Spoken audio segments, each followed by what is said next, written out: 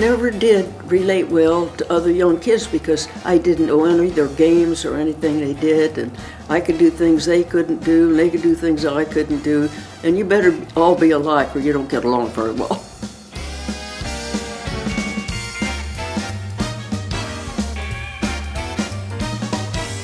When I lived in Seattle, my aunt's idea of a babysitter when I was 8 and a half and on into 9 was to make me a brown bag lunch and put me in the theater that had a show, and I'd stay all day. In fact, I hated to go home at night, and I'd try everything I saw in a vaudeville show, and that's all I ever wanted to be.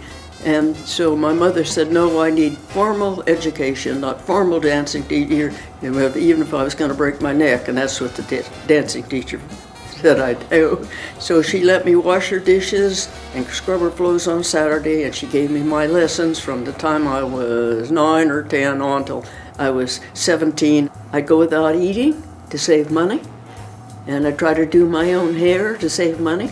And when I got out of high school, I'd saved up $100, and I just packed up and went to San Francisco.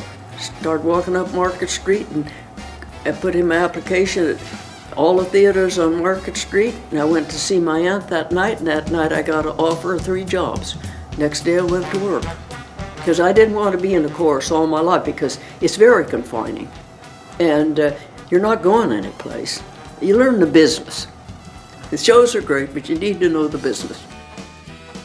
I was doing a show at the St. Francis Hotel, and after the show some men came back to see me and asked me if I would consider working for the World's Fair and being a spokesperson for the airlines. I said, well, why do you ask me? I don't know anything about airlines, and I don't know what I'd do. What would I do? They said, well, what you can do, you spin, you flip, you jump and everything, you'd never get airsick and embarrass the airlines, and we think we can teach you the rest. And I said, I'll think about it. So I walked 2 or 3 or 4 steps, and I turned around, and I sort of thought about it. Yeah, I think I'd like to try that. So I went down and talked to the management on Bush Street. They had a big office.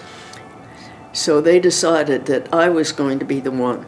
And then the big next one to try me out, they took me by myself from the first nonstop flight from San Francisco to Seattle on the United Airlines, and for the 55th anniversary of the Chamber of Commerce in Seattle. That was my real tryout. I just got up and started talking about how wonderful it was to be back in Seattle, the evergreen playground of the West, and on and on and on, and said, I hope you'll come to the fair.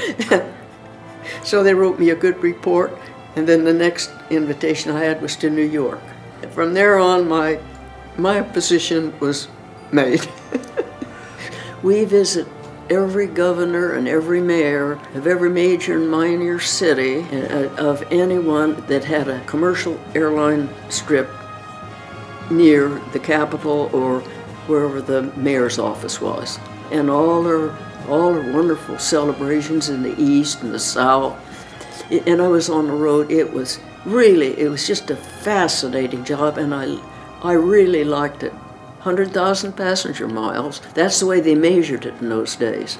Did a spokesperson for 6 major airlines that existed, commercial for Bank of America on the largest signboard, Western and Wilshire in Los Angeles. And I had, let's see, Caterpillar tractor. I did a commercial and learned to drive every piece of equipment they made. And their deal was, if a young girl can fly and can easily drive our equipment.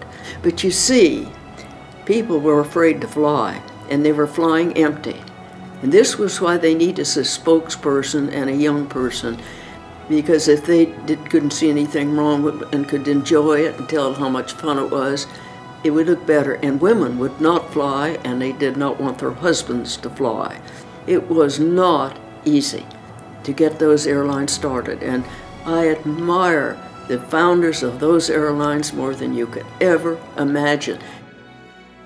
I was going overseas with USO, and I was real excited about it. The first year we was in the service that I had back surgery, and they canceled my dancing forever. And I thought my life was over. I was devastated. But a friend of mine who was with Pan Am said, well, they're going to use women, and that I should wait till I got well and go and check out. And he really was buttering me up to make me feel better, that life was not over. And yes, later I got a job with Piper. And Mr. Piper asked me if I would like to be a spokesperson for general aviation like I was for commercial, and sell the pinch hitter course. So that's what Piper was pushing, which was very worthwhile.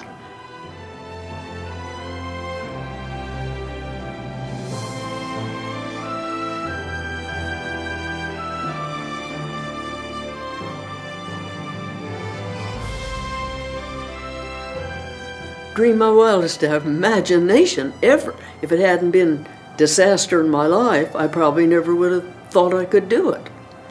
But it isn't any harder than dancing. In fact, in a lot of ways, it isn't as hard. It's a lot like dancing.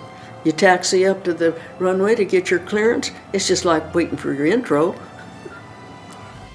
I am proud of the fact that they got into space, and it developed, and it developed where I live and what I do and promote, and it happens there. Very few people ever get to see all that, and it's just utterly amazing. I've heard people mention your name and they call you the First Lady of Aviation. Well, let me tell you, my place in aviation as I see it, I like to make it practical. All these other people do these. They prove beyond a doubt it's possible, but I'd hope to make it practical. It was wonderful. I was a very lucky person. Nobody ever heard of a job like that before or since. So it was unique. I didn't know that, but it was. And it's followed me around all my life.